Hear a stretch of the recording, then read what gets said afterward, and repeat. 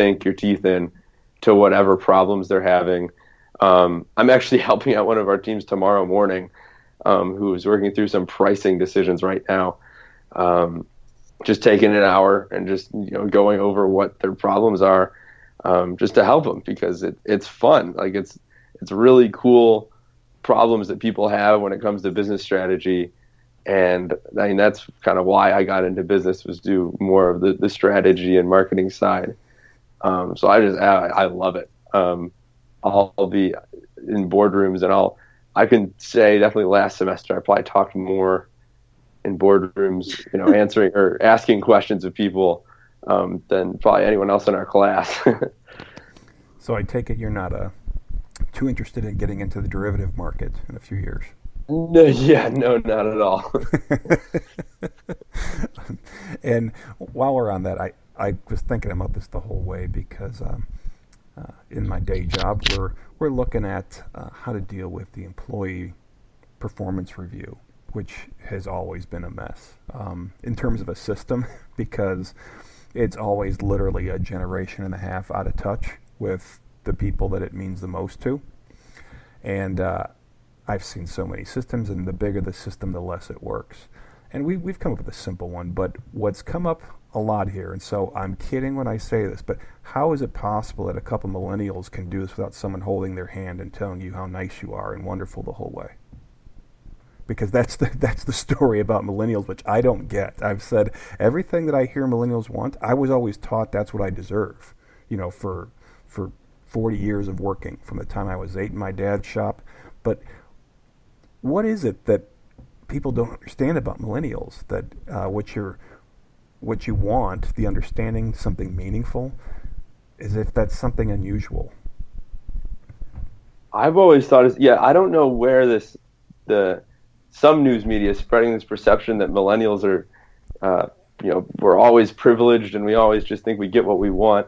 I think we might have an appreciation for speed sometimes, but I mean, I think kind of seeing some of my friends' parents, and at times even my parents, there's just a lot of people who don't like their jobs, and they're just really not satisfied at all with what they do on a daily basis, and having dissatisfaction in your life for, let's say, 6 hours a day, it spreads to the rest of your day. So you're always just kind of downtrodden, almost dreading your 5 days a week that you have to work.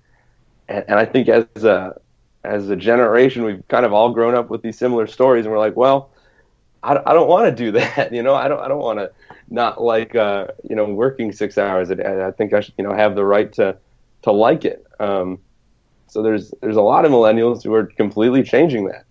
And we know a lot of them on campus, and a lot of companies now seem to be adopting a model where, you can kind of work when you want. You work from home, or you have flexible hours, or, you have stipend like gym memberships, and kind of recognizing that work isn't about, or I guess life really isn't about working all the time. I mean, you have the right to be happy and find kind of your way to be happy.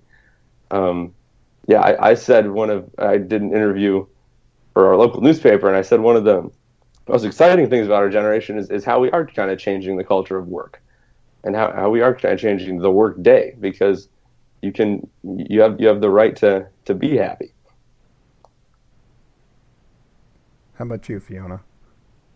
Yeah, I think Isaac really summarized my thoughts on it pretty well. And and I think that's something that, well, I don't have much to add. Well, I laugh at that just because, again, I've looked at, I'm Generation X, and somebody told me I wasn't. I said, no, I remember that because I saw it on the news, and I was watching the news on MTV, so I think that defines it pretty well, at the time.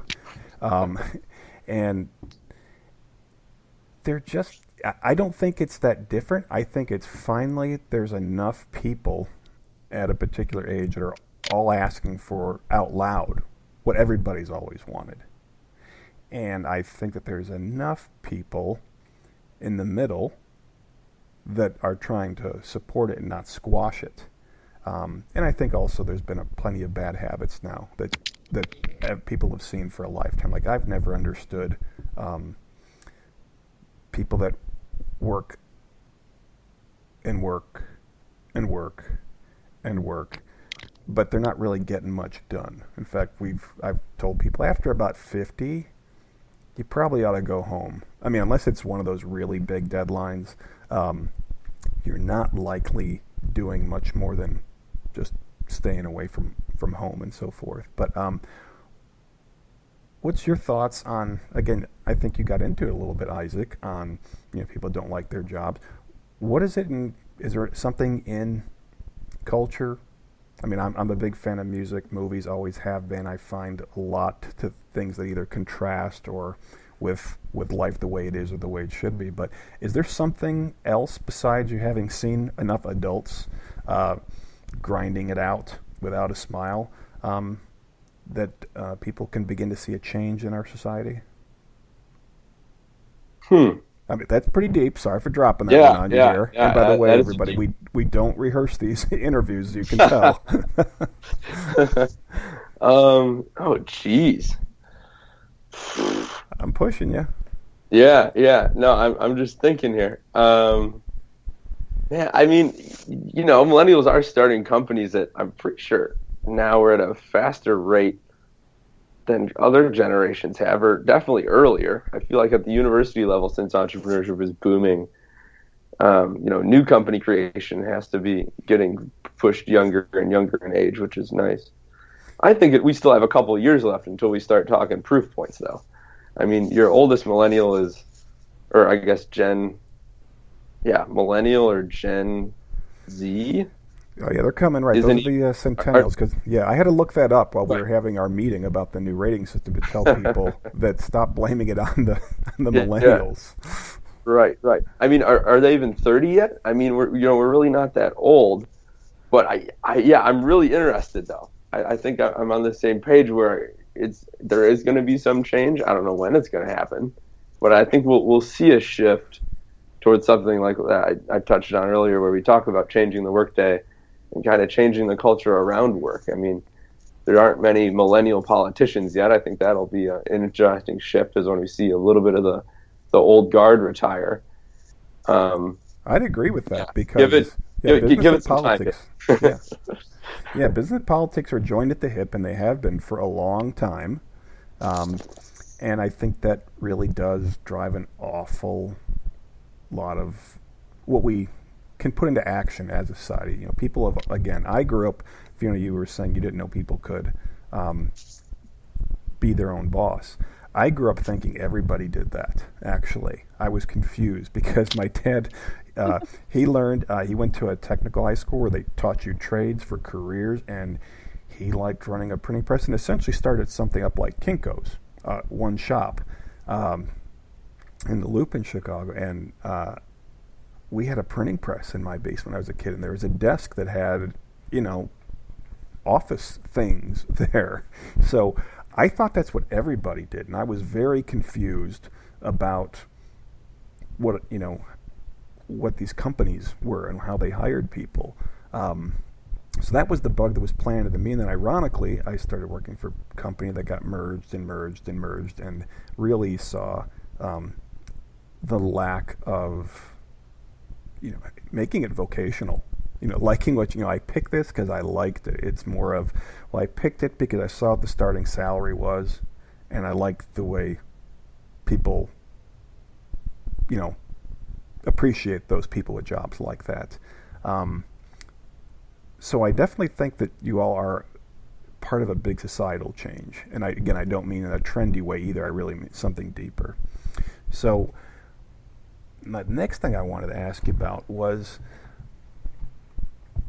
innovation, inspiration. You talked about your program. What else is out there, again, for people listening that may not have this at their school? Or I do a lot of distance mentoring with first-generation college students who are ready to head off to school, but like me, they didn't know what was out there, what they could be looking for, programs like this. Is this something that's very specific to University of Illinois, or is there something national out there that people could be looking for?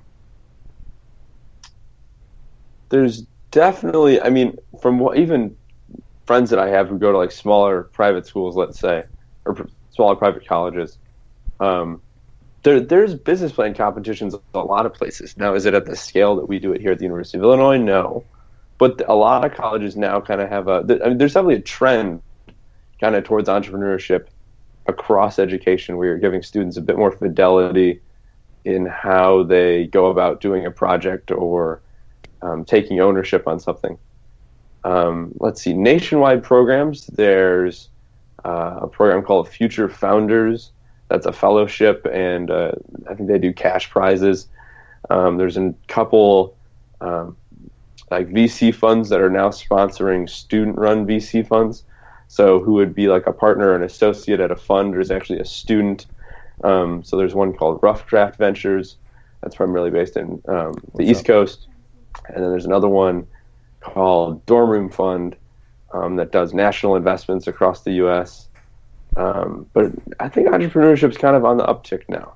And it seems like millennials are really sticking to it, which is pretty cool. Yeah, I'd agree, because in my particular field, for the consulting engineer, there has been a huge consolidation in the last 5 to 7 years. I remember when I was on campus, I called up a guy and said, "Yes, mister, I'll take the job." And he said, "Oh, okay, and by the way, we just got bought by this company, but everything will be the same." And it was, sort of, but that was the beginning, and that company got bought by another, that got bought by another, and got bought by another, and they're now, part of 50,000, 100,000 people. And I'm waiting for the people to break away and start leaving in pods and setting up their own groups, because it's gotten to the point where, especially in a lot of engineering, you don't do it to get rich. You can have a really nice, life, but it's not a Wall Street life. I mean, it's not going to be something you do strictly for the money. It's going to be because you liked the creating and so forth. And if you're like me in the civil engineering side, you do it as a service. So I'm looking forward to actually the motivation that millennials are bringing. And I do see many, many people I've talked with are helping others to begin their own businesses, just one at a time. What do you like doing? So there's it's more than a cottage industry. We've had several guests on here that's what they talk about, is helping the people free themselves up and find something they like. Again, it doesn't have to be necessarily an incubator, high tech or anything like that, but to free themselves up. So I think you all are definitely born at the right time. I think because the rest of us, I think, have gotten a little bit tired of the drudgery. What does this do for you with the rest of your life? So when you're not doing TheraPals, when you're not in the boardroom, I want to equate it to, I tell my kids, I definitely want them playing sports, because there's a lot of it. My 4 daughters, just because it's not just the athletic part, but there's so much that they find in themselves. They have friends. It's social. It's a lot of enduring. What has this done for you and how you view things in your relationships with other people?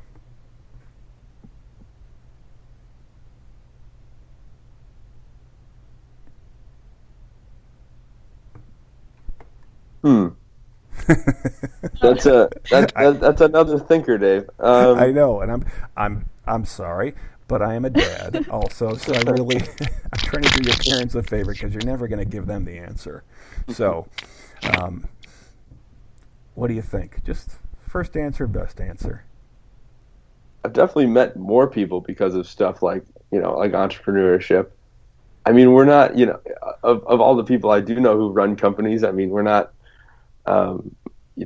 just or unlike any other college. I mean, I do TheraPals work. I go to class. I do some more work. Dave, we were talking about this earlier, go to the gym, and then I do some more work. And then on the weekends, I go out and have fun like the rest of them.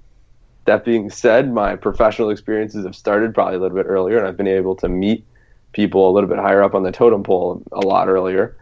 But I mean, yeah, I still have my vices, still have things I like to do like any other college kid.